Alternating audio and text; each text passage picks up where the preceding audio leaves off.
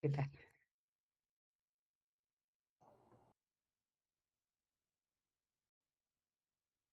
Doctora Cecilia, Sí, si usted nos dice, empezamos 5-1 la grabación. perfecto, claro que sí, sí, con mucho gusto. Gracias. Vamos a hacer una breve presentación y bueno, ya damos paso a su conferencia. Claro que sí, Edith. Muy agradecida. Gracias.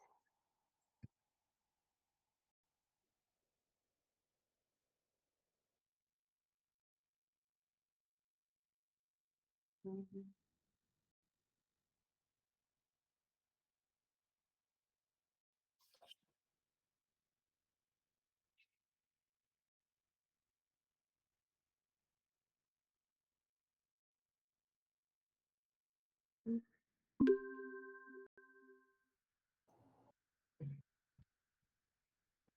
¿Qué tal? Buenas tardes. Bienvenidas y bienvenidos todos a esta conferencia. La Universidad Pedagógica Nacional, Unidad 131, Pachuca Hidalgo, les da la más cordial bienvenida. La maestría en Educación, Línea Recuperación y Análisis de la Práctica Docente es una maestría pensada en docentes de educación media superior. Docentes que a lo largo de su formación hacen análisis de su práctica docente para, a través de la investigación-acción, modificar, problematizar o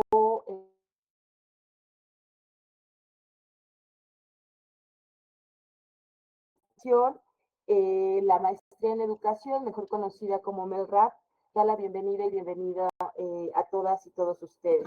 Como parte de las actividades de la MELRAP, cada año, en realidad cada 2 cuatrimestres, llevamos a cabo un coloquio estatal donde las y los estudiantes presentan sus avances de investigación. Y además tenemos invitados especiales, como esta ocasión, a partir de una conferencia magistral. En esta ocasión nos acompaña la doctora Cecilia Fierro Evans. Y antes de iniciar, me gustaría darle la palabra a nuestra directora, la doctora Marisol Vite Vargas. Muchas gracias. Buenas tardes a todas y a todos. Espero que se escuche bien. Desde la ciudad de la eterna primavera, les saludo con mucho gusto. Doctora Cecilia Fierro, bienvenida a este espacio de la Universidad Pedagógica Nacional, Unidad 131. Nos da mucho gusto que en esta ocasión sea usted quien dicte la conferencia en el marco del coloquio de la Maestría en Educación, Línea Recuperación y Análisis de la Práctica Docente. Sin duda, el trabajo que usted ha desarrollado a lo largo de su trayectoria será un referente importante para las estudiantes de esta importante maestría y para quienes el día de hoy se han incluido en este espacio. Me parece que el poder escuchar a quienes como usted han contribuido a la producción de conocimiento en el campo de la educación nos coloca en esta justamente posibilidad de abonar o abrevar de algunos conceptos, de algunos elementos para comprender las prácticas y para repensar lo que desde nuestros lugares desarrollamos. Bienvenida nuevamente, muchas gracias y pues saludo con mucho afecto, con mucho respeto a todas y todos quienes se han sumado a esta importante conferencia en el marco del coloquio de la MELRAP. Bienvenidas, bienvenidos. Muchas gracias. Pues bien, vamos a dar inicio, gracias doctora Marisol por estas palabras, vamos a dar inicio a la conferencia magistral denominada Análisis de las prácticas docentes, dos modelos de análisis. Antes de iniciar me gustaría leer una breve semblanza de la doctora Fierro y bueno, ella tiene estudios de licenciatura en pedagogía y en ciencias religiosas. Es maestra en investigación y desarrollo de la educación por la Universidad Iberoamericana de la Ciudad de México, doctora en ciencias con especialidad en investigaciones educativas por el DIES Investap del Politécnico Nacional y actualmente es profesora e investigadora de la Escuela Nacional de Estudios Superiores León de la UNAM. A lo largo de 4 décadas ha profundizado en el estudio de las prácticas docentes, la gestión directiva y sus dilemas cotidianos, así como en los procesos de formación de agentes educativos, el trabajo colegiado y la innovación en la gestión escolar. En las últimas décadas se ha enfocado en comprender la manera en que docentes y escuelas fortalecen los aprendizajes y la convivencia en entornos vulnerables. Ha colaborado como consultora en diversos proyectos para la Secretaría de Educación Pública y colaborado con organismos internacionales en investigaciones comparadas. Sus publicaciones dirigidas a la formación de docentes forman parte de las bibliotecas de aula en las escuelas y en la formación de docentes. Es miembro fundador de la Red Latinoamericana de Convivencia Escolar. En 2016 recibió el reconocimiento Brock International Prize por su contribución a la educación en México por la Oklahoma State University.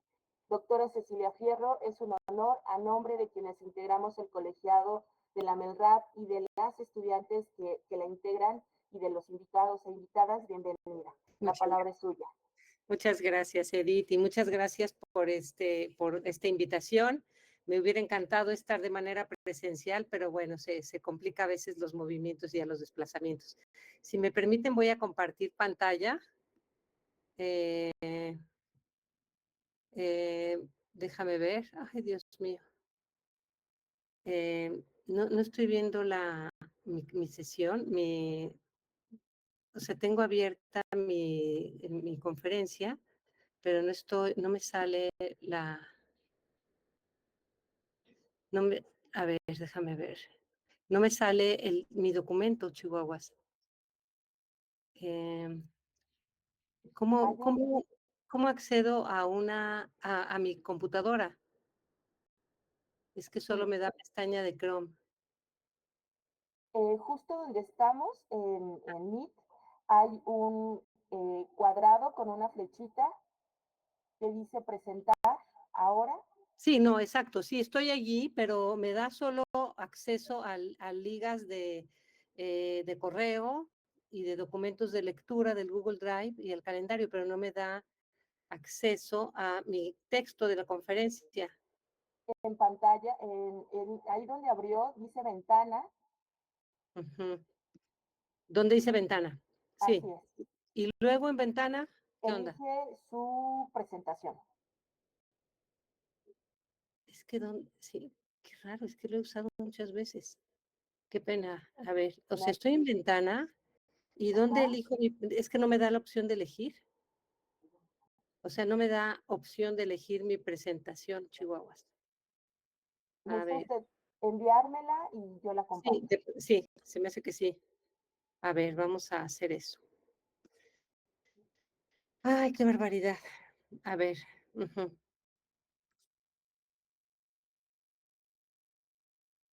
Va por correo. Va. Ajá. Si quieres interrumpirla o borrarla, interrumpir la grabación. No pasa nada, doctora. Estas son cuestiones. Okay. Estamos en confianza, ¿verdad? Así es. Muy bien, ahí va. Sí, lo malo es que es una presentación con diseño y entonces está pesadita, caray. Espero que vaya rápido, ¿eh? Qué raro lo de no poderla abrir así, ¿eh? La tecnología no tiene nombre. Sí, o sea, lo he hecho muchísimas veces, a ver, y ahorita lo que me abre, o sea, en ventana, no tengo ninguna opción que diga no tengo ninguna opción, o sea, en ventana, si te mando foto de lo que estoy viendo, es pantalla de Chrome, pantalla, ventana, y dentro de ventana no me da ninguna clic para presentar algo, o sea, el compartir sale en blanco, o sea, sale sin opción. O sea, sí está el botón de cancelar y compartir, pero no me da a mí ninguna, como si estuviera desactivado, pues. No sé si es un problema de que no tengo permisos para compartir y me los tendrían que dar. Podría ser eso. Doctora Cecilia, buenas tardes. Buenas Usted tardes. tiene el permiso para compartir sin ningún problema. La pregunta es, ¿está trabajando en una Mac o en una Sí, estoy Windows? en una Mac, es en una Mac. Ok, deslice su mouse hacia arriba y le van a salir los puntitos para hacer más chica la imagen. Y a partir de ahí, usted necesita tener abierta su presentación para que en ventana le aparezca la opción de compartir. Ajá, y esos puntitos que me dices, ¿dónde van a aparecer? ¿Arriba? Deslice el mouse hacia arriba porque la Mac lo que hace, como lo tiene la sesión en, digamos, ocupando toda la pantalla, necesita subir el mouse para que aparezca esa opción de los 3 puntitos, el rojo, el amarillo y el verde, para que usted pueda abrir su presentación. Es arriba en la parte superior izquierda le van a aparecer los 3 botones. Tengo un botón rojo y un botón Amarillo y uno verde. Un El amarillo verde y es uno el rojo. que tiene Un que amarillo y pulsar. un rojo nada más. O sea, el del aviso de grabación y el de los visitantes están en esa No, reunión. no, No no. tengo. Yo me refiero a la ventana de su equipo. Ah, de Los mi equipo. botones que usted me dice son de la sesión. Sí, arriba. Necesita deslizarlo fuera de Sí, lo fuera de que la es sección. su pantalla de su computadora, Ajá, hasta donde aparece la manzanita de Apple, ajá. para que le deslice los 3 puntos, el rojo, el amarillo y el Ah, verde. ya, ahora sí ya los vi. Ajá. Y entonces, ¿qué Entonces, le digo? dele al ¿Salir de verde pantalla completa? que la Salir de pantalla completa. le permita abrir su presentación. Voy a poner salir de pantalla completa, entonces, es Así el es, único. Sí, ok. efectivamente. Ah, y ahora sí va a poder, ahora sí. Ajá. Y ahora vamos a ver si en ventana me permite compartir, ¿no? Sigue sin Así compartir, es. pero déjame ver al mismo tiempo si ya me permitió que salga mi correo. Ok, pero necesita tener abierta la presentación, doctora, Sí, ya se está para cargando y que va a la le mitad. aparezca la Sí, opción en, ujú, en compartir. En la ventana ya le aparece abierta su presentación y sin problema puede compartirla. ok. Sí, sí la tenía abierta, por supuesto, ¿eh? Claro. Sí, déjame. Ujú.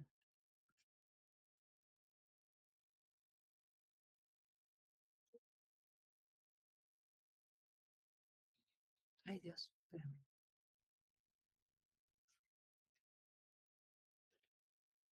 A ver.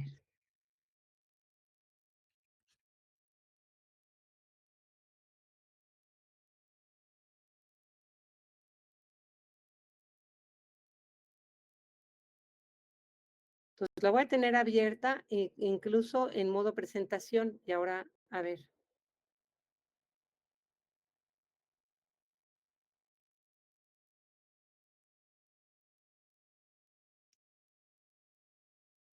Ah, ya, ahora sí, sí, ya, claro que sí, ya. Muchas gracias por las orientaciones, ¿eh? Sí, Nunca me había perfecto. ocupado. Tu pantalla no se puede compartir, no inventes. Me acaba de contestar esa hermosa respuesta. Tu pantalla no se puede compartir, ¿cómo ves? Vamos a ver si va el correo bien. Debería Qué raro, porque ¿verdad? Que me tiene dijera eso. permiso, sí. Sí,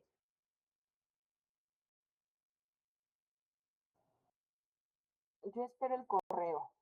sí, sí, sí.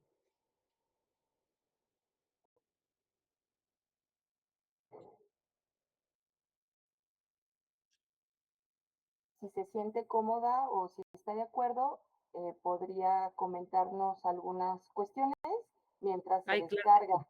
Sí, sí, sí. sí. Sí, nada más déjame checar en qué va el envío de la conferencia.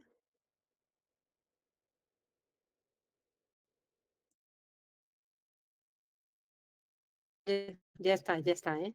Ya, cargo. Ya lo tengo que partir, ¿eh? Este es el último en ventana. Sí, ¿no? Puntito verde.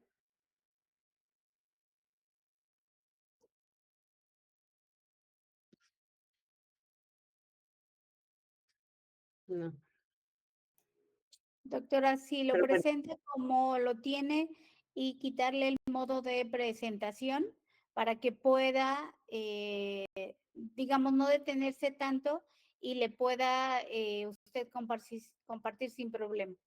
Ajá. Sí, de hecho ya se la mandé, Edith, ¿eh? Si la puedes abrir rápido, si tienes tu correo, si ya te llegó, ya la pones. Y si no, se las platico. No hay problema. Pero qué lata la tecnología, una disculpa a estas alumnitas tan aplicadas. A ver, voy a hacer mi último intento con lo de los 3 puntitos, ¿sale?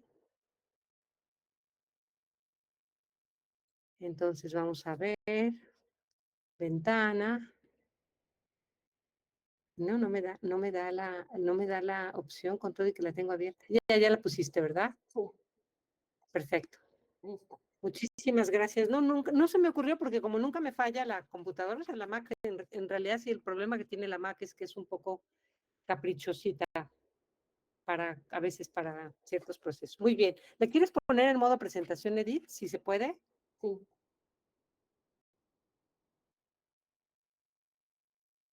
Bueno, pues, damas y caballeros o son puras damas. Puras damas, damas y caballeros. Damas y caballeros, pues muchas gracias por la espera. Y, ay, claro, estoy viendo a Jorge. Sí, es que estaba viendo los nombres de Viridiana, de Marisol, de Lorena, de Yurani, pero no había visto los nombres de los compañeros. Bueno, pues tengo mucho gusto en compartir con ustedes. El tema de esta charla es el tema de un capítulo que escribí junto con Berta Fortul, porque nos pareció que era indispensable hacer una reflexión comparada sobre 2 modelos de análisis en los que hemos incursionado en un largo periodo de tiempo. El primero de estos modelos es el que ustedes conocen muy bien, que es el modelo de las 6 dimensiones de la práctica docente, y el segundo es un modelo que empezamos a trabajar a investigar desde 2010. Durante años estuvimos investigándolo y después haciendo como un trabajo de adaptación y adecuación, y nos pareció que era necesario hacer un ejercicio de comparación y de análisis. Entonces, eso es lo que voy a compartir con ustedes. Desafortunadamente, el ejercicio de esta comparación es un poco técnico y un poco teórico, pero voy a tratar de omitir lo que sea, digamos, innecesario, pero me parece muy importante compartirlo con ustedes porque así es como así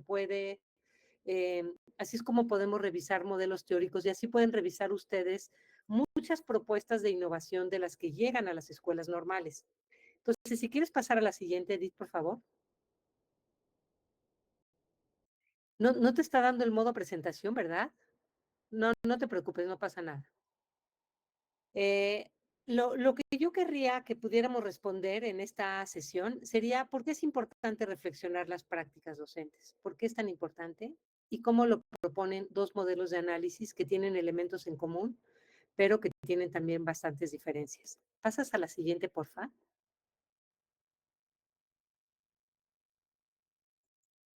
Y quise ponerles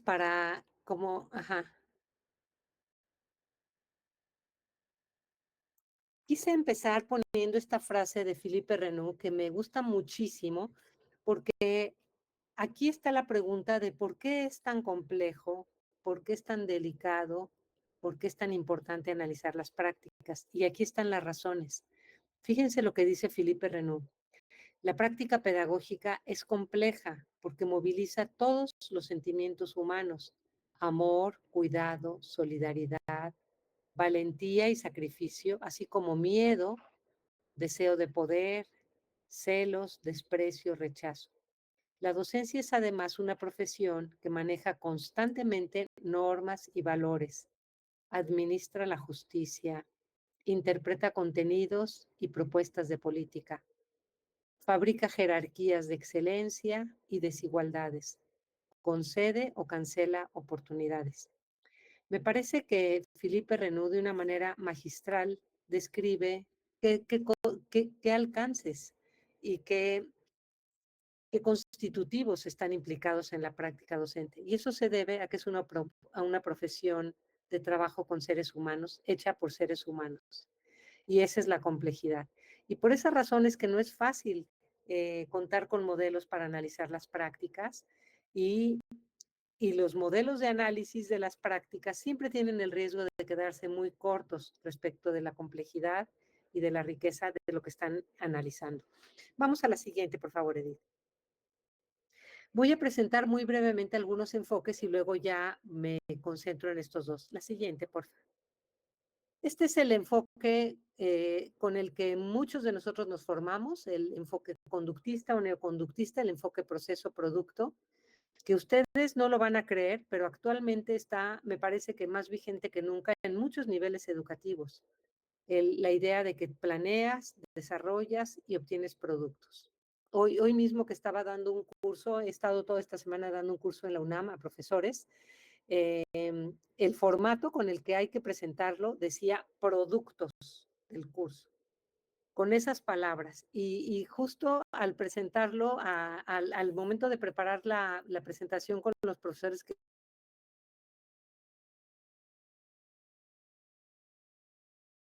esperamos, promovidos. Y eso significa que este modelo confía y cuenta con que tú vas a poder realmente alcanzar el producto 1, el producto 2, el producto 3 de conocimiento, etcétera, como resultado de los insumos de la planeación y del desarrollo que tú realizaste.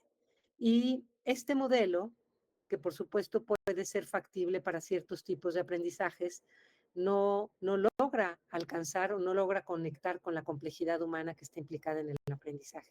Si quieres pasar a la que sigue, por favor.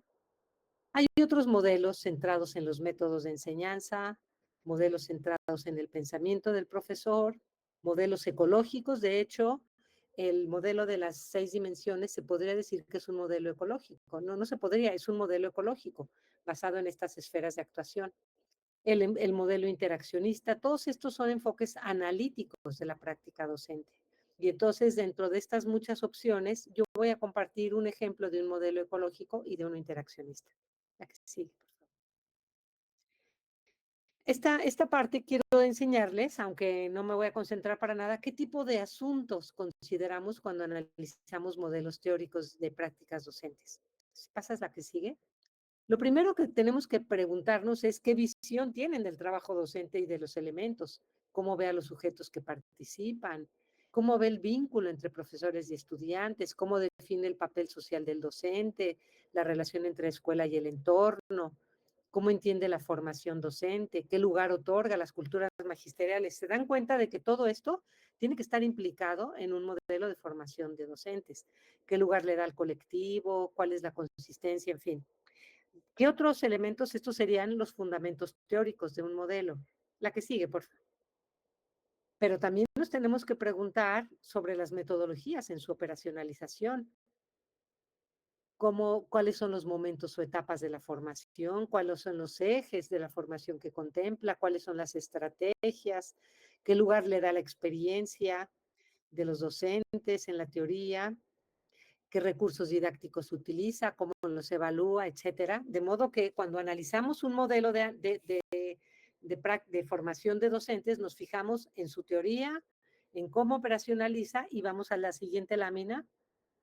Y también nos fijamos qué tipo de balance hace, o sea, qué balance hace en función de la formación, cómo vincula la teoría y la práctica, qué papel le otorga la experiencia, si llega realmente a romper y a superar la racionalidad técnica.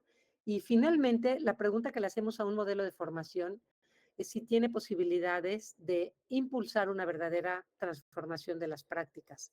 Si un modelo de análisis de prácticas no nos sirve para esto, entonces no nos está funcionando, o sea, no sirve para lo que está diseñado. Vamos a la siguiente, por favor. Entonces, vamos a revisar estos dos modelos y de manera lo más breve posible voy a comentarles algunos rasgos de cada uno, de forma que podamos ver qué ventajas tiene uno y otro. Sí, adelante. Lo primero que quiero decir es que en el posicionamiento teórico de base sobre la práctica docente, tanto el modelo de las 6 dimensiones como el modelo de EPR, que voy a presentar ahora, tienen los mismos supuestos. Los dos se pronuncian por reconocer que la práctica docente tiene que moverse en el plano de la praxis, es decir, no es un objeto, no somos artesanos que fabrican cerámicas y que hacen bellos jarros, no somos mineros que pulen el diamante, no somos jardineros que plantan un jardín, aunque estas son metáforas usadas y seguramente ustedes las han oído o las hemos dicho nosotros mismos sobre metáforas de la profesión.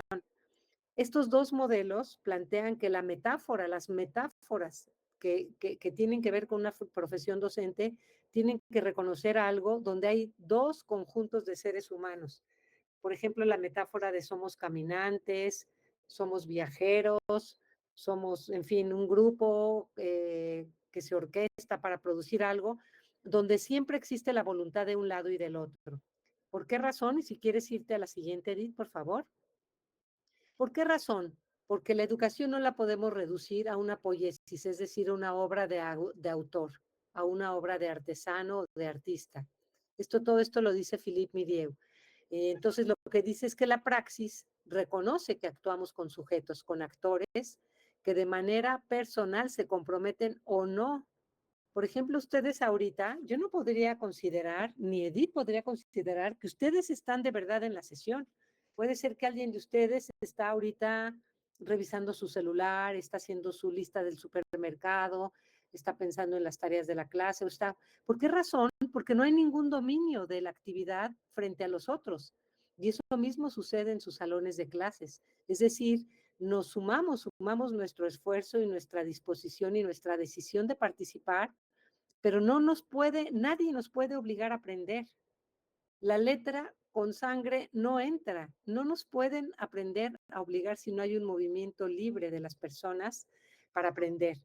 Y aún niños muy, muy pequeñitos, lo decía ya Elsie Rowell en un escrito, niños muy pequeñitos, la maestra tiene que construir el deseo y la decisión de que participe en un canto, en una poesía, en un canto grupal, en un juego, en una actividad en el salón de clases, en el patio de la escuela, etcétera. ¿Por qué razón?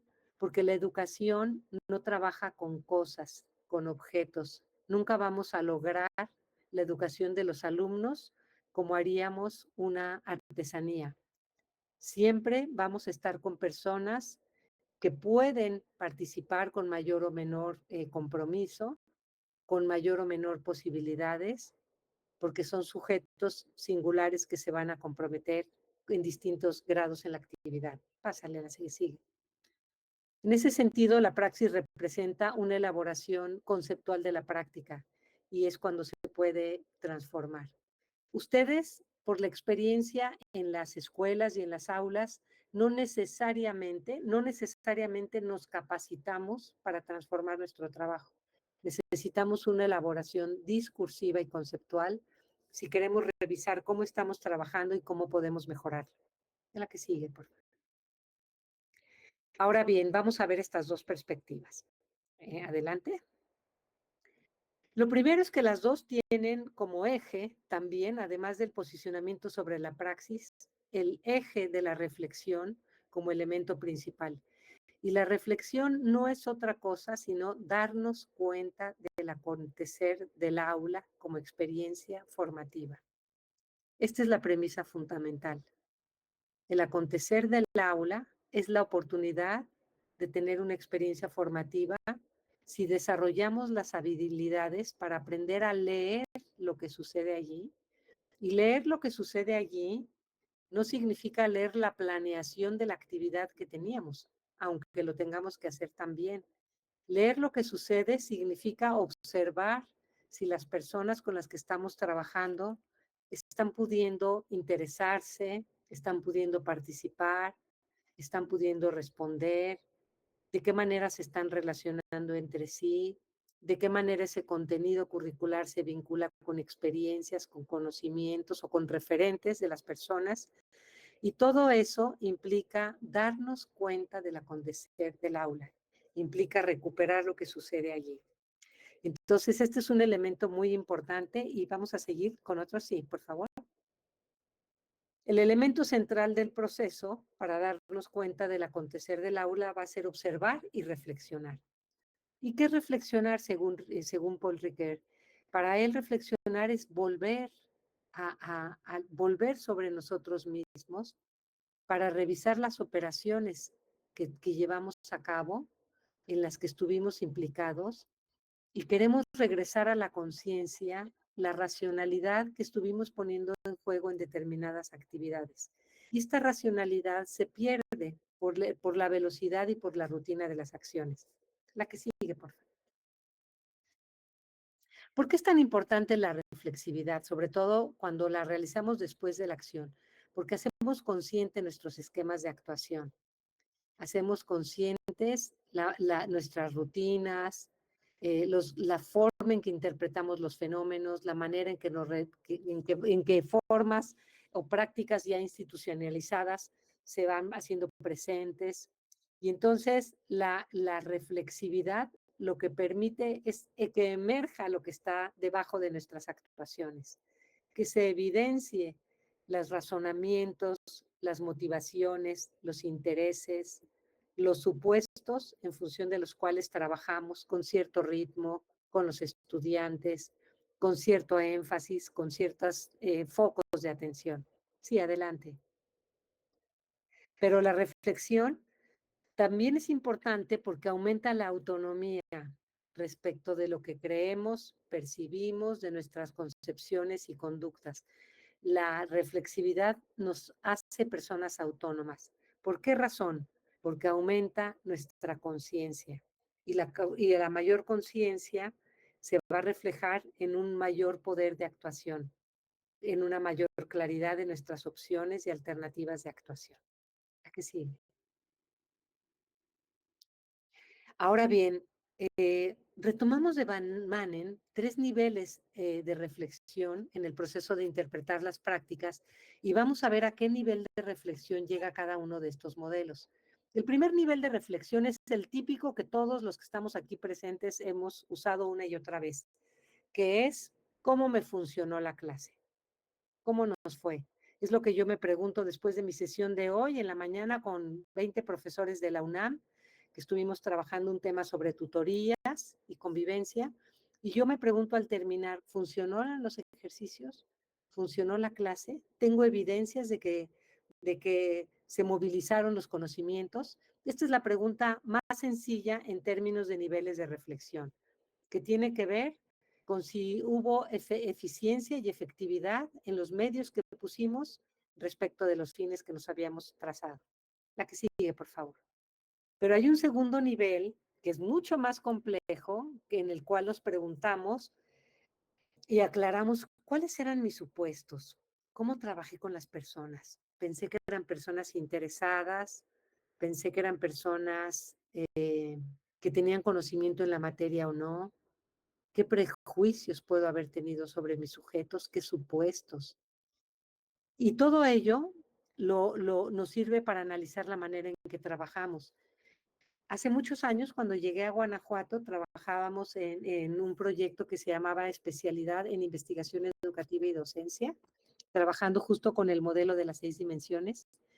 Y cuando trabajamos con este segundo nivel de reflexión de Van Manen, los maestros y maestras que participaron de la especialidad en escuelas rurales de muy altos niveles de abandono escolar, con altos niveles de pobreza y con índices muy, muy altos de reprobación y de deserción escolar, ellos al reflexionar y clarificar las prácticas se dieron cuenta de que tenían opiniones muy negativas de sus estudiantes rurales, de sus pequeños niñas y niñas.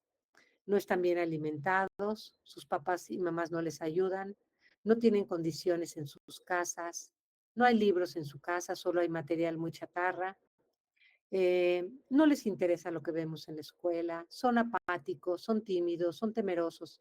Y entonces cuando hablábamos de quiénes son tus alumnos, lo que teníamos era una colección de descripciones y de atribuciones negativas. Y durante los 2 años que duró ese proyecto, estuvieron trabajando en revisar, en clarificar sus percepciones y se dieron cuenta de que esa imagen negativa reforzaba los bajos desempeños de sus estudiantes y que cuando ellos descubrían todas las posibilidades de los estudiantes, mejoraba. Este es el nivel de análisis 2, cuando te revisas en términos de tus supuestos puestos en juego. Vamos al nivel 3, porfa, Edith.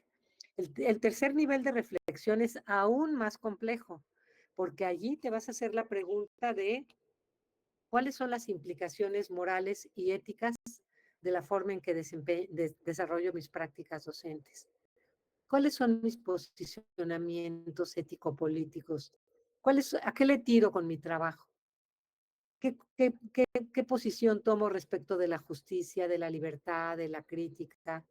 Y entonces cuando visito el aula de una maestra en Oaxaca, que hace un trabajo extraordinario en sus clases de lectura, de escritura, con sus estudiantes de secundaria, y le pregunto, maestra, ¿por qué la carta la trabajó de esa manera? ¿Por qué los invitó a hablar de problemas? ¿Por qué los invitó a entregar las cartas? ¿Por qué les permitió hacer cartas personales y cartas que resolvían problemas? ¿Y qué creen que me contesta? Porque yo pienso que esa es mi manera de contribuir a la educación y al cambio en México, que mis estudiantes tengan herramientas, no solo de quejarse de los problemas, sino que tengan herramientas para escribir y plantear sus demandas, entregarlas a la autoridad correspondiente y de una manera civilizada y no violenta resolver los problemas. Esta maestra, la maestra Elena, tenía muy claro este nivel 3 de su posicionamiento ético-político. Para ella, la educación y su trabajo como profesora de español es un espacio de incidencia social, es un espacio de transformación a través del desarrollo de habilidades y de competencias para la escritura. ¿Se fijan en los 3 niveles? En el primero nos preguntamos, ¿me salió bien la clase? ¿Entendieron o no entendieron? En el segundo, ya no pregunto por mis alumnos, pregunto algo más, pregunto por mí. ¿Qué pienso de mis alumnos? ¿Por qué los trato de esta manera? ¿Por qué a los niños les doy más tiempo cuando preguntan que a las niñas? ¿O por qué algunos estudiantes que me caen mal los tengo siempre lo más lejitos que puedo? En fin, hago preguntas sobre mí. Y en el tercer nivel, hago preguntas sobre la proyección de mi trabajo en el espacio social. Si ustedes quieren hacer análisis de prácticas, tienen que trabajar sobre estos 3 niveles y no solo sobre el primero. El primero no nos va a permitir ser profesionales de la educación, sino ser profesores, operadores de un quehacer enseñante, de una impartición de contenidos, pero no nos va a dar la profundidad de la praxis. La profundidad de la praxis nos la van a dar el nivel 2 y el nivel 3 de Van Manen. Y ahora sí, vamos a ver qué van a ser nuestras propuestas, cómo se ven en operación. Pasa la que sigue. Bueno, el modelo de las 6 dimensiones. Este modelo en realidad lo diseñamos hace muchos años, en 1987. Y en el 89 estábamos haciendo una publicación de prueba, un piloteo, cuando un funcionario de la Secretaría de Educación se encontró ese cuadernito que se llamaba Más allá del salón de clases y lo difundió, lo circuló, lo integró al programa emergente de transformación de la educación de los 90s. Y por esa razón es que ese cuadernito que apenas estaba diseñándose circuló a nivel nacional. Ese fue el origen de este modelo. Este modelo lo que trataba era de desarrollar una propuesta para reflexionar las prácticas. Y les voy a contar una historia de cómo construimos ese modelo. Ese modelo lo hicimos después de un diagnóstico con 500 profesores de una región que iba desde la Huasteca Potosina que venía desde Guajuapan de León hasta el norte de la Huasteca Potosina, ya hasta Aquismón y Tancanguis de Santos y Aquismón. Y entonces, en ese diagnóstico, nosotros les preguntamos a los docentes, ¿qué es importante en tu trabajo? ¿Qué te interesa? ¿Qué te preocupa? ¿Qué te ocupa? Y pues no lo van a creer, pero lo que nos contestaron es lo que está en el modelo que sigue. Ahora sí, pásala. Esto es lo que nos contestaron. No, pues los estudiantes, sus familias, los problemas sociales, no, pues la didáctica, mis alumnos que aprendan, yo, mis propósitos, los demás maestros, la escuela. Y si se fijan, este modelo no contiene un solo eje de análisis, contempla un eje de análisis que tiene que ver con espacios, por ejemplo, lo institucional, lo social o lo didáctico, por eso es un modelo un tanto ecológico, el espacio del aula, el espacio de la escuela, el espacio del vínculo sociocomunitario, pero integra otros elementos que son analíticos, que no son físicos, por ejemplo, la relación interpersonal, la dimensión valoral, el posicionamiento personal, la dimensión personal. Y entonces todo eso hace que este modelo en realidad está combinando dos criterios porque responde a lo que los maestros dijeron como importantes. Y cuando algunas personas me dicen, ¿por qué este modelo que se escribió hace mucho no está borrado del mapa? Yo lo que les contestaría es, porque salió de la voz de los maestros, salió de un diagnóstico participativo y lo que hicimos bien, quienes lo construimos, fue preguntar y respetar las respuestas y clasificarlas y ordenarlas. Este modelo salió de la palabra y de la voz de 500 maestros y maestras que trabajaban, algunos de ellos en condiciones tan precarias que todavía las tengo en la mente como si hubiera sido ayer. Un maestro abajo de un árbol, literal abajo de un árbol, dando sus clases, maestros que trabajaban como en un garage, o sea, en un espacio abierto, con un pequeñito techito de lámina, y ahí tenían a sus estudiantes, o que tenían una manta para separar dos grupos de alumnos, es decir, en condiciones de una precariedad inaudita, y sin embargo tenían muy claro los constitutivos del trabajo docente. Vamos a la que sigue, por favor. Este modelo ha sido aplicado y sigue los siguientes pasos. Analizamos las dimensiones, la dimensión personal, interpersonal, valoral, etcétera, pero después escogemos un problema educativo, lo analizamos, ampliamos nuestro marco de referencia, proponemos soluciones, las monitoreamos, les damos seguimiento y reiniciamos. Esta es la síntesis del modelo, de la forma o de los pasos que sigue esta primera propuesta, y obviamente son los pasos propios de la investigación-acción. Entonces, estas son las etapas consideradas. La que sigue, por favor. El balance en su utilización, desde 1990 a 2024, aquí estoy poniendo 20, pero porque aquí hice el corte de este capítulo con Berta en ese año, pero en realidad podríamos decir en 24. El balance de ese modelo es que ha animado muchísimo a la toma de conciencia, a la creación de un sentido de colectividad, de pertenencia en la escuela, ha creado espacios de diálogo y incontables proyectos de mejora. ¿Cuál es un elemento, digamos, de desventaja? Que se da una cierta dispersión porque los proyectos pueden estar colocados en cualquiera de las 6 dimensiones. Entonces, no necesariamente los proyectos que salen del modelo de las 6 dimensiones han ido a la mejora del aula. Algunos de ellos van a la mejora de la relación con los papás, o van a la mejora de instalaciones o de la dinámica de trabajo en la escuela, porque las 6 dimensiones nos ofrecen espacios, ¿no? De espacios diversos, y algunos proyectos, a veces, la mayoría tocan el aula, pero no de manera absoluta y obligatoria, ¿no? Ha sido un modelo que han seguido utilizando con provecho en México y en otras partes, porque simplemente tiene un esquema muy sencillo y muy claro y va constantemente reforzando el sentido de la profesión. Si quieres pasar al siguiente, por favor.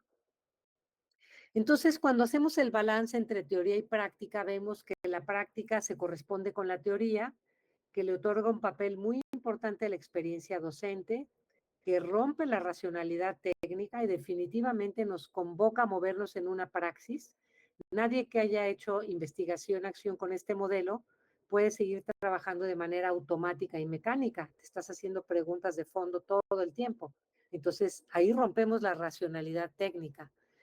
Y en cuanto a la posibilidad de llegar a una verdadera transformación de las prácticas, tenemos dudas, porque el modelo no está centrado en el quehacer enseñante, sino en la práctica docente en un sentido amplio. Y por lo tanto, mejora el trabajo docente, pero no necesariamente asegura un enriquecimiento de la actividad, de la práctica de enseñante en el aula, tal cual. Entonces, ahí tenemos un foco interesante como para valorar si algún otro modelo, que ahora voy a presentar este otro, nos permite hacer un zoom al espacio del aula. Vamos, Edith. Este modelo EPR lo conocimos Berta y yo después de estudiar. En el 2010 muchos maestros nos escribían y nos decían, ¿y qué más? ¿Y qué sigue? ¿Y qué más? Y entonces Berta y yo dijimos, hay que estudiar otras posibilidades de enriquecimiento de la práctica. Y fíjense que lo primero que nos llamó la atención es que muchísimas propuestas de mejora de la práctica, y no voy a decir nombres de proyectos porque todos estos los han visto y los trabajan en las normales, muchísimas de estas propuestas de mejora y de análisis no tienen un modelo de prácticas docentes. Tienen propuestas de mejora sueltas, sin un planteamiento completo sobre qué es el trabajo docente, qué significa, qué representa y por lo tanto cómo lo podemos abordar. Y por el hecho de no tener un planteamiento sobre práctica docente, fuimos descartando unas, otras, enfoques constructivistas, enfoques de muy diverso estilo. No tenían un planteamiento completo sobre la práctica docente y por lo tanto los fuimos descartando como una nueva alternativa para ponerla en diálogo con el modelo de las 6 dimensiones. Pero de pronto, ¿qué creen? Nos encontramos en un congreso de casualidad con el trabajo que habían producido, adivinen quiénes, dos profesoras de la Universidad de Nantes, en Francia, que habían sido profesoras por más de 25 años y que después fueron siendo formadoras de docentes e investigadoras. Y entonces ellas desarrollaron un modelo que se llama EPR y que se usa en una red que se llama Open, que funciona en Europa y en África. Y este modelo EPR es bastante conocido en esas zonas. Y ahora voy a decir por qué se llama EPR, ahora voy a explicar. Si quieres pasar a la siguiente. Este modelo tiene una base interaccionista, es decir, que tiene el supuesto de que la vida en las aulas es una dinámica de interacción humana que se va construyendo bajo la lógica de que el docente lanza una acción, los estudiantes interpretan, reaccionan, el docente a su vez interpreta y reacciona a las reacciones de los estudiantes y así sucesivamente. La imagen del engranaje que tienen ustedes en la pantalla lo que nos refleja es que el movimiento en una interacción de conversación o de cualquier otra, toda la interacción se va dando en función de lo que una persona aporta y lo que otra contesta. Si, por ejemplo, la maestra Edith me manda un mensaje por WhatsApp y me dice, podemos revisar este asunto, y yo le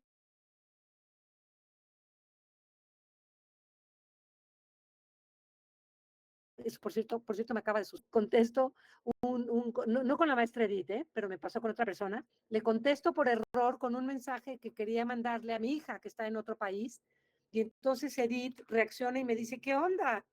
¿Por qué viene esta fotografía y por qué viene este mensaje que no tiene nada que ver conmigo? Entonces, lo que muestra y entonces yo a mi vez ajusto y le digo una disculpa, borro mi mensaje previo, era para mi hija, me equivoqué porque tiene un nombre parecido, etcétera, etcétera. Lo que quiero decir es que este esquema lo que muestra es que la dinámica de la interacción humana siempre está sujeta a las personas que están allí. Por esa razón es por la que tú nunca puedes firmar y asegurar qué va a pasar con tus estudiantes cuando presentas tu clase. Nunca lo vas a poder firmar porque ellos están allí en vivo, como si estuviéramos, incluso Binatier lo plantea como un teatro, como una situación dramática. Están los actores, está la obra, estamos allí en acción en el salón de clase, se desenvuelve la dinámica y en realidad nadie sabe en qué va a acabar. Tenemos indicios de cómo van las cosas, estamos a cargo de controlar la situación, pero nunca sabemos bien a bien qué va a suceder. Por ejemplo, no podríamos saber qué hubiera pasado si el proyector no lo hubiéramos podido resolver hoy. Y en esta interacción hubiera afectado muchísimo el que ustedes no tuvieran imágenes. Toda esta charla hubiera sido absolutamente otra y Edith y yo hubiéramos hablado después. Qué lástima, no tuvimos las láminas, tantas horas que implicó hacerlas, las alumnas se quedaron en blanco, los estudiantes también dijeron que resultó muy abstracto. ¿Sí me explico? En una dinámica de interacción humana en un salón de clases o en cualquier otro espacio tecnológicamente mediado, como una sesión por Zoom, etcétera, siempre la dinámica depende de las personas que están allí. Y por eso hay grados de imprevisibilidad.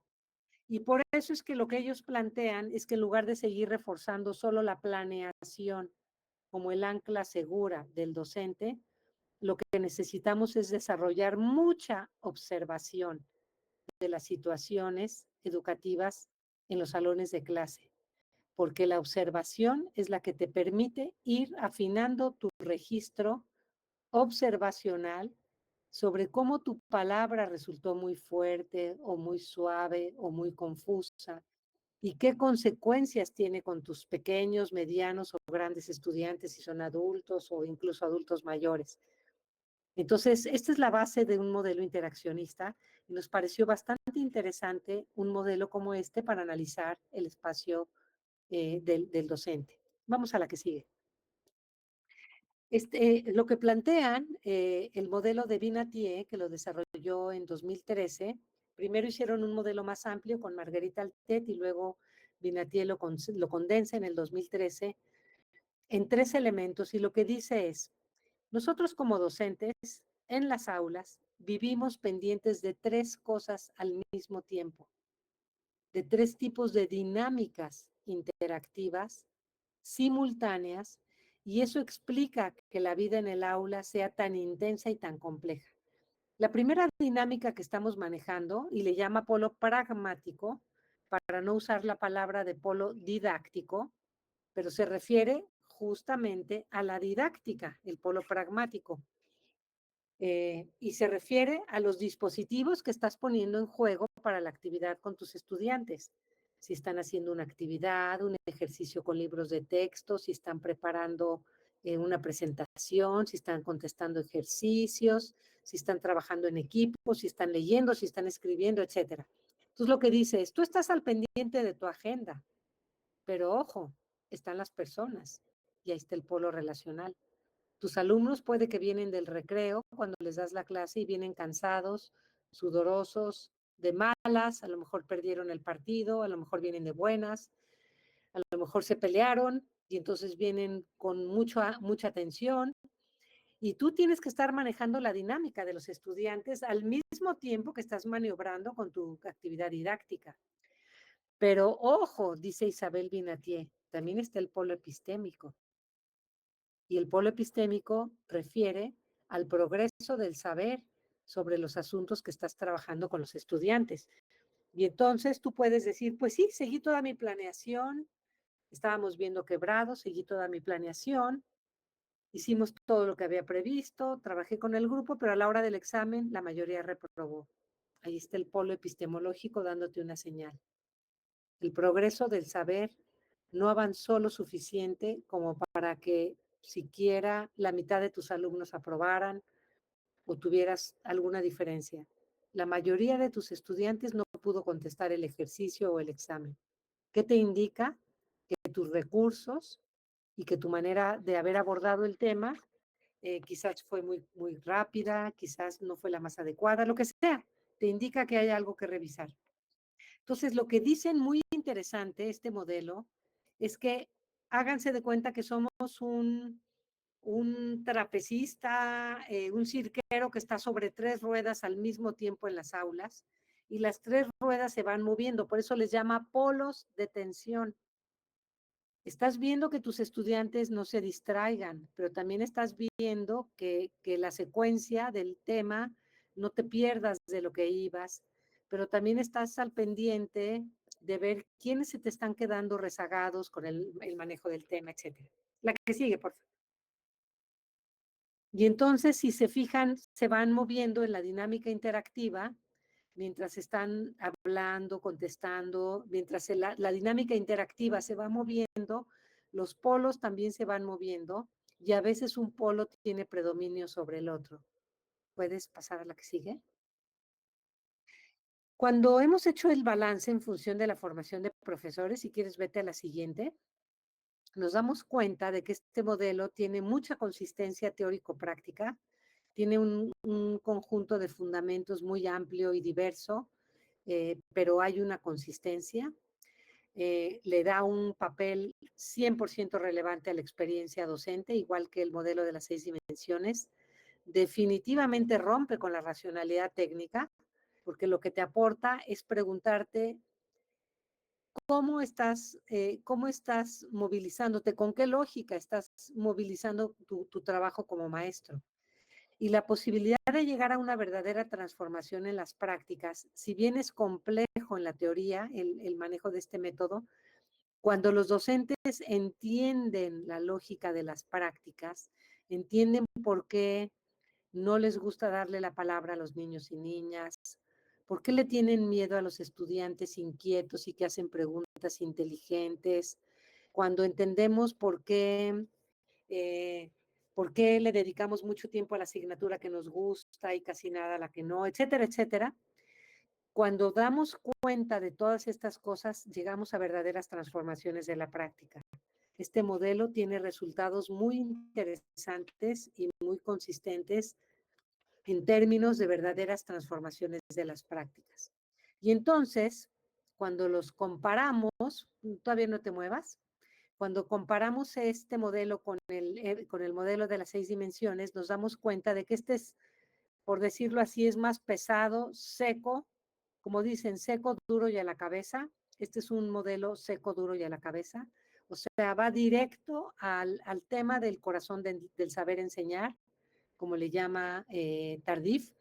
Va directo a la lógica de tu manera de proceder en las prácticas, pero no trabaja cuestiones sensibles como crear comunidad, con el nivel de diálogo que tiene el otro modelo, de construir sentido, de abrir a diversidad. Es decir, es un modelo mucho más, es un modelo analítico y sintético de la práctica, con mucha fortaleza teórica, pero no tiene ese encanto de la conversación que se extiende con distintas personas. Y por eso es que hemos visto que los dos modelos se tienen que complementar en lugar de pensar en movernos de uno al otro.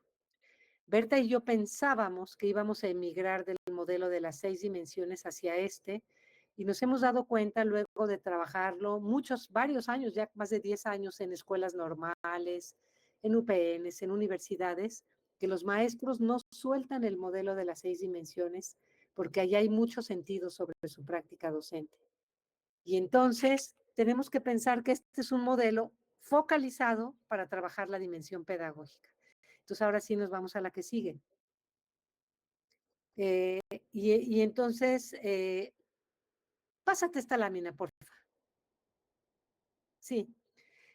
Los dos modelos están sobre el propósito de recuperar lo que les decía, el corazón del saber enseñar, la experiencia del trabajo en el aula. Y vete a la que sigue, por favor. Y entonces nos hemos imaginado algo un poco loco, que sería cómo se verían juntos estos dos modelos. Nunca los trabajamos revueltos, este es un ejercicio imaginario solo para presentárselos así. Estamos viendo las dimensiones y cuando trabajamos la dimensión didáctica, abordamos con el modelo EPR, con la lógica pragmática, epistemológica y relacional, y entonces la dimensión didáctica la abordamos con el modelo EPR y nos ha resultado bastante interesante lo que resulta de eso. Y los maestros aquí ya no harían una investigación-acción del tipo de la que hacían antes. Harían una investigación en el aula, sí puede ser investigación-acción, pero siempre va a ser una investigación sobre la enseñanza.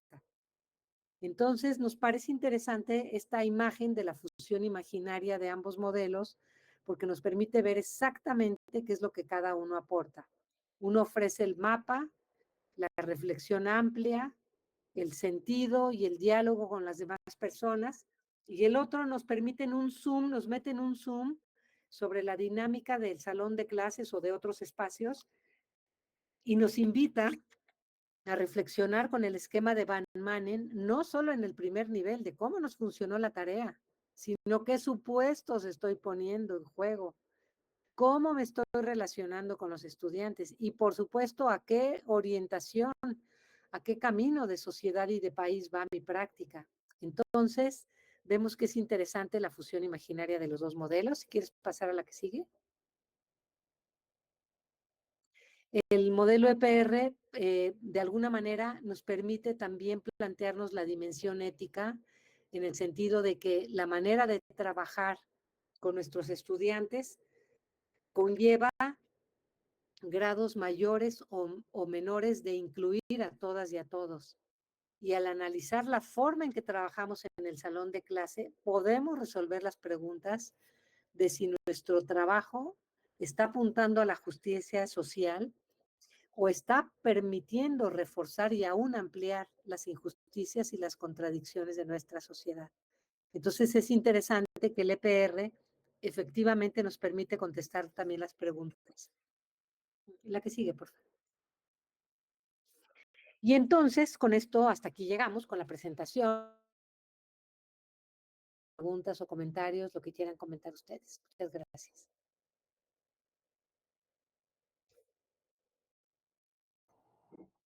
Doctora, muchísimas gracias por esta presentación, por esta charla. Finalmente considero que sí, el modelo de las 6 dimensiones y este modelo de PR que para muchos de nosotros era desconocido hasta ahora, tienen un potencial impresionante.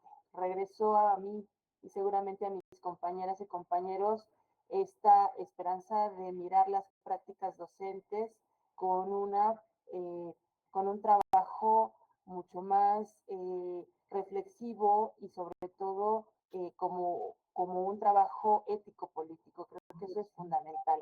Le voy a dar a la tarea de leer algunas de las preguntas. Si alguien quiere hablar, adelante, levantar su mano.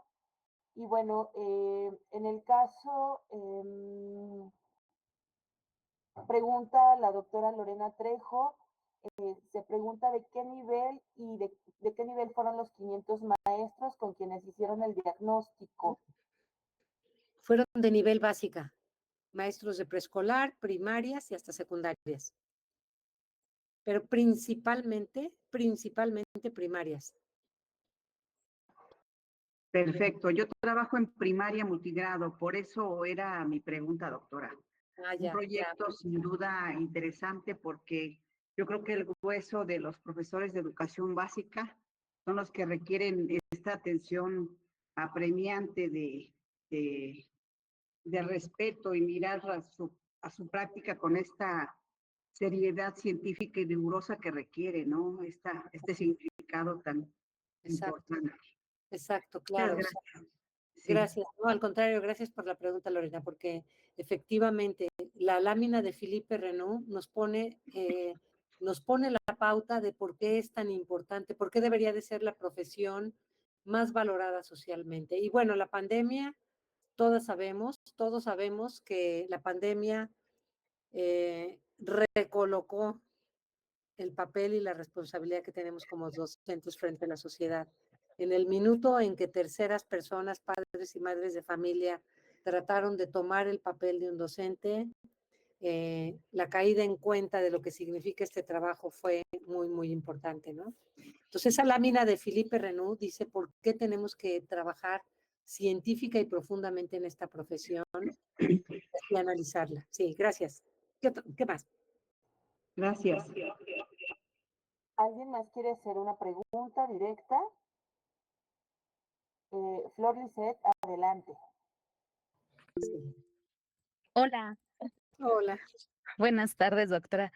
Pues ante todo agradecer la invitación a esta conferencia. Yo soy del programa DIE, del Doctorado en Investigación e Intervención Educativa, y me emociona mucho escucharla. Desde Tabasco anhelaba escucharla. Y justo porque mi trabajo de investigación e intervención basado en una metodología de investigación-acción tiene muchos elementos de esta propuesta de las 6 dimensiones, doctora. Justo porque mi intervención, ¿no? Parte de esto que es en un marco de la nueva escuela mexicana, ¿no? Ay, En donde justo lo visualizo, nos hace esto que usted nos comenta, reflexionar en un sentido de problematizar, pero también contextualizar nuestra práctica. Y sí, es cierto, así que particularmente el modelo de las 6 dimensiones parten de esa reflexión, ¿no? De cómo estoy cómo estoy desarrollando mi práctica, ¿no? ¿Qué es lo que estoy haciendo? Estas preguntas que usted nos hace, nos invita a cuestionarnos, ¿no? Pero también a ubicarnos en qué espacio, lugar estamos haciendo nuestras prácticas. Yo algo que siempre invito a los compañeros donde estoy desarrollando mi intervención es visualizarnos en un sentido de nuestras prácticas de hace 10, 30, es más, antes de pandemia son las mismas que estamos desarrollando ahora. Y creo que en la nueva escuela mexicana, así que nos invita justamente a hacer eso, ¿no? Al crear un programa analítico. Y aquí lo interesante pensando, ¿no? Yo igual soy maestra, ¿no? Ahorita haciendo investigación, pero los compañeros que son de educación media superior, ¿no? Lo que acontece, este nuevo modelo que va hasta de los 0 hasta los 23, posicionarnos desde ahí, ¿no? Y creo que es un ejercicio que estamos ciertamente haciendo todos, ¿no? Los que estamos en ese rango. Entonces, pues, yo de verdad quería compartirles esto porque de verdad me ha ayudado mucho. Primeramente, creo que una de las tareas importantes es autorreflexionarnos nosotros. ¿Qué estamos haciendo nosotros? En un papel de docentes, investigadores, en mi caso, interventores, para poder apoyar al otro, en el caso mío de la intervención, ¿no? En el caso que yo pensé igual de los compañeros de la MENRAP, de querer hacer investigación en nosotros, pero creo que es aquí posicionarnos en nosotros mismos, cómo estamos trascendiendo, cómo nos estamos moviendo en esas dimensiones, en en esos engranes polos, ¿no? En nuestra didáctica, ¿no? De verdad, yo le agradezco mucho porque escucharla aclara muchas cosas, ¿no? Que estoy haciendo y finalmente pues transforma, como si bien a mi práctica y a mi investigación e intervención. Gracias, doctora. Ay, muchas gracias, Lizeth, por tu comentario y por lo que compartes. Y además te agradezco que como tenías la cámara prendida y poquitas personas la tenían prendida, me ibas dando la pauta de si había empatía. También veía a Elizabeth, pero casi nadie más. Y entonces ayuda mucho el poder vernos cara a cara para podernos monitorear, ¿no? Cuando estamos en un espacio. Gracias por lo que compartes y me alegro que haya sido de utilidad, que esté siendo para el trabajo que realizas. Sí. Gracias. Elizabeth. Gracias, buenas tardes a todos. Pues primero que nada, doctora Cecilia, que sepa que somos admiradoras suyas, entonces, pues nos es muy grato escucharle en el pues trabajo que hemos venido realizando, pues hemos revisado algunos textos de usted y pues creo que es muy importante poder compartir el día de hoy este espacio. A mí me llama la atención o me queda muy marcado esta idea de cómo nosotros vamos pues teniendo esos prejuicios hacia nuestros alumnos, hacia nuestros compañeros.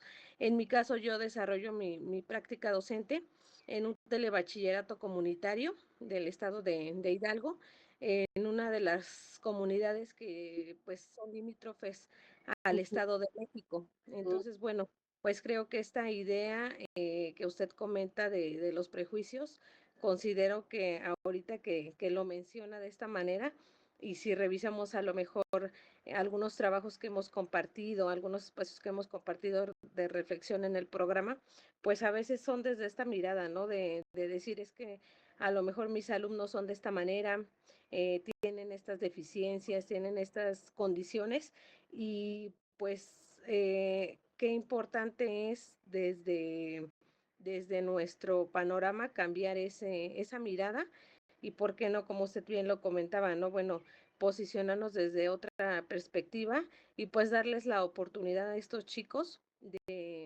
pues de realmente mostrar su grandeza, ¿no?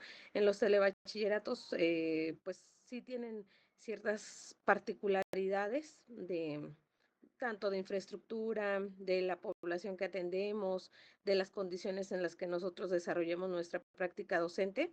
Y considero que nosotros también mismos como personal docente muchas veces estamos llenos de esos prejuicios de decir, pues es que porque trabajan en telebachillerato, pues son a lo mejor el docente que tiene ciertas características, el docente que menos está capacitado, el docente que a lo mejor tiene muchas áreas de oportunidad. Entonces, también desde ese sentido, pues a veces nos categorizamos también como docentes y no nos permitimos también nosotros mismos, pues, explotar todas esas cualidades que a lo mejor tenemos como, primero como seres humanos y como profesionales también. Entonces, pues, un gusto, aunque sea por este medio de la tecnología que nos permite estar, pues, reunidos y espero que no sea el único espacio que en lo sucesivo podamos, pues, escucharle. Muchas gracias. Muchas gracias, Elizabeth.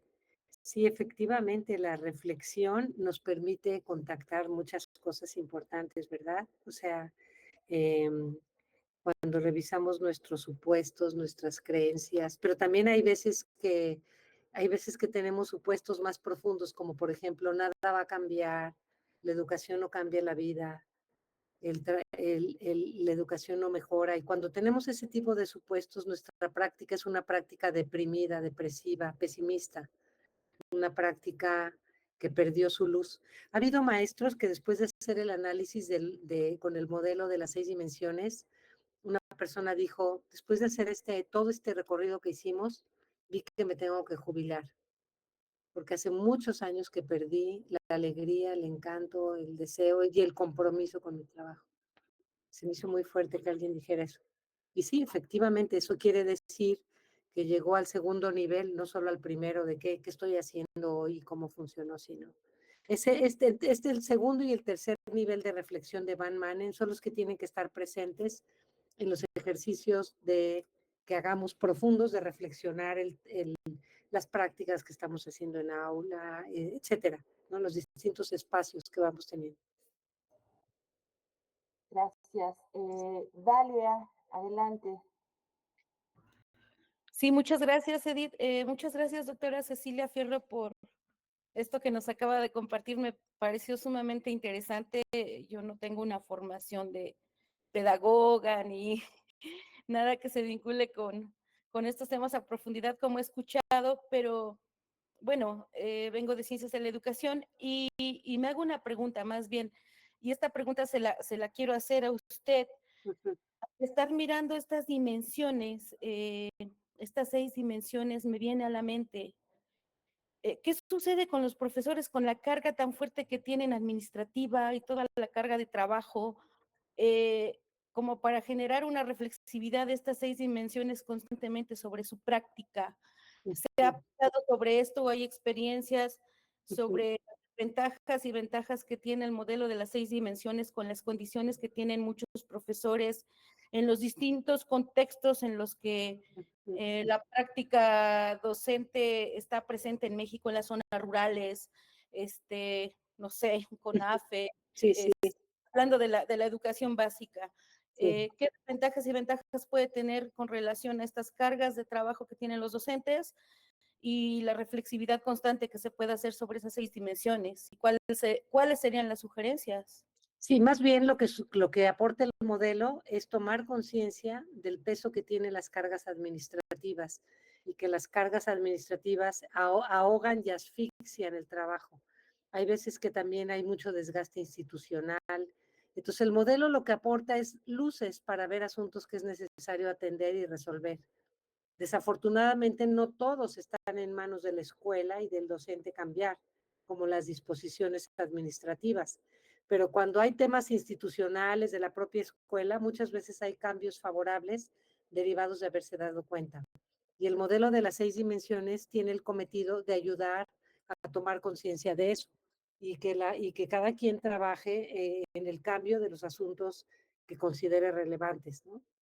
Entonces, los modelos teóricos no indican qué acción, sino indican qué asuntos son importantes y las acciones las define cada quien según lo que ve como problemática, ¿no? Que los maestros estén asfixiados por la carga administrativa es un asunto que tendría que comunicarse de manera constante a la autoridad o que tendría que estar presente en las discusiones, porque mientras no protejamos y ampliemos el espacio para el trabajo y para reflexionar, entonces efectivamente vamos a quedar en niveles de trabajo muy artesanal en el quehacer docente. Que copien esto, que hagan esta tareita, que resuelvan este cuestionario, pero no formar personas capaces de pensar por sí mismas, etcétera. Eso contestaría a tu pregunta, Dalia. Gracias, doctora. ¿Hay alguien que quiera hacer una pregunta? Compañeras de la MELRAP, está el Alfonso Torres, adelante. Gracias. Bueno, yo me uno a la felicitación y al agradecimiento de escuchar todo lo que nos comparte, doctora. Recordaba, porque es algo que ha sido muy recurrente en varios programas que se desarrollan en la Universidad Pedagógica y particularmente en uno que venimos desarrollando hace algunos años, que es la formación o preparación de los docentes de nuevo ingreso. Y una de las cuestiones que hemos planteado ahí para que se apropien de esto que significa ser docente es precisamente estas 6 dimensiones. Y tomamos como referencia pues los aportes que usted, Furtol y Lesbia Rosas han hecho, ¿no? Sobre las 6 dimensiones, porque nos parece relevante. Y hacemos énfasis en algo que no escuché que puntualizara o que comentara, que es el asunto de la relación pedagógica. Nosotros vemos las 6 dimensiones en función a cómo se concretan y cómo definen finalmente la relación pedagógica, ¿no? Y tendría una pregunta, reflexión, como una reflexión en voz alta más bien, es la pertinencia del modelo en todo esto que vienen desarrollando los docentes ahora, de año y medio para acá, que tiene que ver con el programa analítico, ¿no? Que les implica pues la lectura de la realidad, les implica contextualizar, problematizar, y finalmente en ese recorrido reflexivo que hacen, pues están presentes estas seis dimensiones. No sé usted qué pensaría al respecto. Gracias. Sí, gracias, maestro Alfonso. En primer lugar, gracias por recordar lo de la relación pedagógica. Efectivamente, ahorita en la presentación me distraje en el momento de ver la relación pedagógica, que es la que concreta, y es muy importante lo que usted dijo, porque es en el elemento de la relación pedagógica en el que conecta el modelo EPR con el modelo de las 6 dimensiones. El EPR tiene como foco de análisis la relación pedagógica vista desde estos 3 elementos que comenté, lo pragmático, lo relacional y lo epistemológico. Y el modelo de las 6 dimensiones condensa todo en la índole de la relación pedagógica. Entonces, efectivamente, es un elemento fundamental y gracias por recordarlo en la sesión. Y en cuanto a la pertinencia del modelo en el contexto de la nueva escuela mexicana y de los planes de estudio, yo creo que el modelo entra con mantequilla porque está sobre el mismo tipo de supuestos. La reflexión crítica de la práctica, el compromiso con la realidad, la revisión de las personas involucradas, la vinculación sociocomunitaria, etcétera. Entonces yo creo que es un modelo que entra muy bien en este marco de discusión, o sea, no entra en conflicto, pues, con la nueva escuela y puede aportar elementos para seguir fortaleciendo la práctica, ¿no? Como que Berta y yo en un momento dado decíamos, pues hay que cambiar los modelos así como sí, y nos hemos dado cuenta en estos 14 años de trabajar que no, un modelo teórico, justamente la diferencia entre una propuesta y un modelo teórico es que un modelo teórico tiene una conceptualización amplia sobre el quehacer, sobre la índole, sobre los constitutivos y sobre sus relaciones. Y cuando un modelo cumple su papel, los modelos se deben de descartar cuando dejan de cumplir su papel. Entonces, el modelo EPR, el modelo de las dimensiones, van a desaparecer de la escena cuando ya su papel se ha superado por otras maneras de elaborar y de reflexionar, ¿no? Entonces, sí, muchas gracias por su pregunta, maestro, y sí, yo diría que entra totalmente en apoyo a las nuevas dinámicas propuestas por la Secretaría de Educación. Sí. Gracias. Al contrario, usted. ¿Alguien más quiere participar? A mí me gustaría, si no hay una mano levantada, preguntar sobre la reacción, la acción y la reacción del modelo EPR.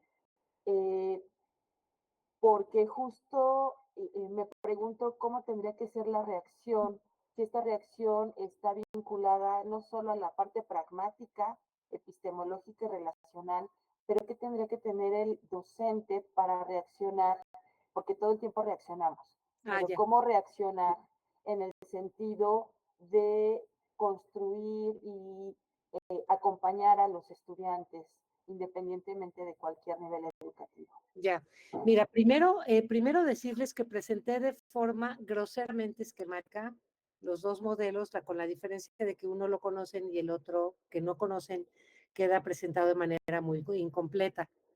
El supuesto interaccionista está separado del modelo.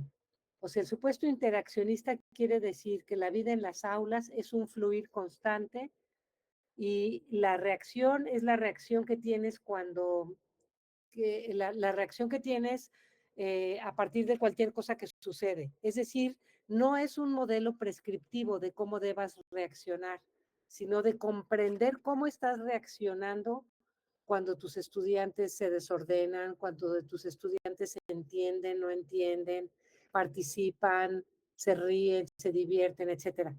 Entonces, en realidad el modelo EPR tiene una serie de supuestos muy complejos y sofisticados. Le voy a mandar a la maestra Edith la referencia de un libro donde la propia Isabel Binatier comparte supuestos.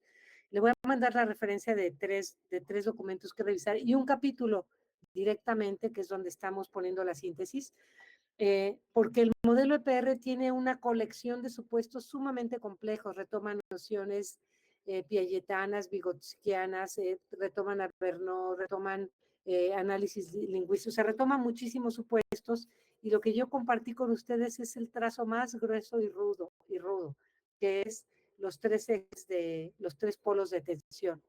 Entonces yo te diría que para fines de no confundirlos con haberlo presentado de manera tan simplificada, con lo que hay que quedarnos es con la idea de que el modelo EPR analiza el fluir de la vida en el aula.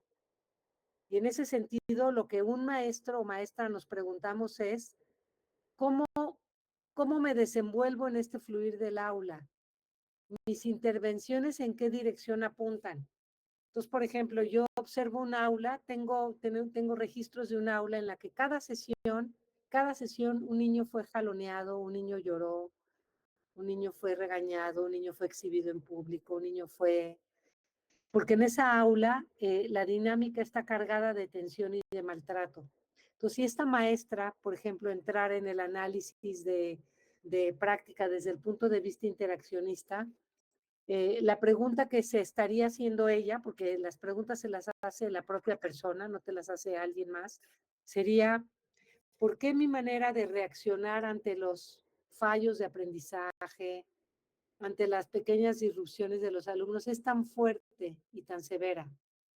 ¿Por qué qué me mueve a hacerlos llorar todos los días, a jalonearlos, a usar tantas palabras negativas, tanta violencia verbal? Entonces, el ciclo de interacción te sirve para poner un eje de observación. Y entonces te preguntas, ¿por qué mis alumnos prácticamente no tienen miedo de preguntar cuando están en clase? ¿Por qué se sienten tan tímidos y tan retraídos? Y lo que encuentras es respuestas sobre tu forma de trato, tu forma de enseñar, etcétera. Entonces, yo te puedo pasar material y si les interesa estudiarlos, Berta y yo podemos apoyar en cualquier otro momento como una profundización sobre el modelo EPR. Muchas gracias, doctora.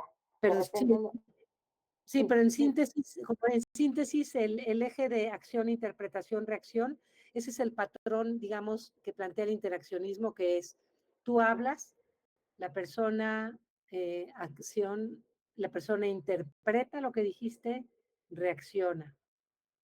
Y después tú tienes una reacción ajustada en función de lo que hizo la otra, y el ciclo se va repitiendo, acción, interpretación, reacción, acción ajustada, acción, solo que hay un colectivo de personas y la dinámica interaccionista es muy compleja. Una alumna mía hizo un análisis en preescolar, hizo una tesis muy bonita, escribe en el libro que te voy a enviar la referencia, esta maestra Dalit Cervantes Tapia de San Luis Potosí, pero ella, su análisis interaccionista de aula de preescolar, muchísimas horas más de transcripción, porque pasaban demasiadas cosas en unos minutos. O sea, un registro de 5 minutos le tomaba quizás 1 hora de transcripción, porque los niñitos se movían, hablaban, brincaban, contestaban, lloraban, se caían. Y todo eso había pasado porque la maestra les decía, vamos a platicar, vamos a oír esta música. ¿Qué les gustó? Y les pone las estaciones de Vivaldi y los niñitos empiezan a hablar, pero hablan rápido, hablan al mismo tiempo. Y ojo, el análisis interaccionista no es docente céntrico, tiene como 2 centros, los docentes y los estudiantes. Y esa es una diferencia respecto del modelo de las 6 dimensiones, que sí es docente céntrico. Gracias, Edith, por la pregunta, porque permitió aclarar otros puntos. Muchas gracias. Gracias, doctora. Compañeras, compañeros, ¿hay alguna otra pregunta, algún comentario?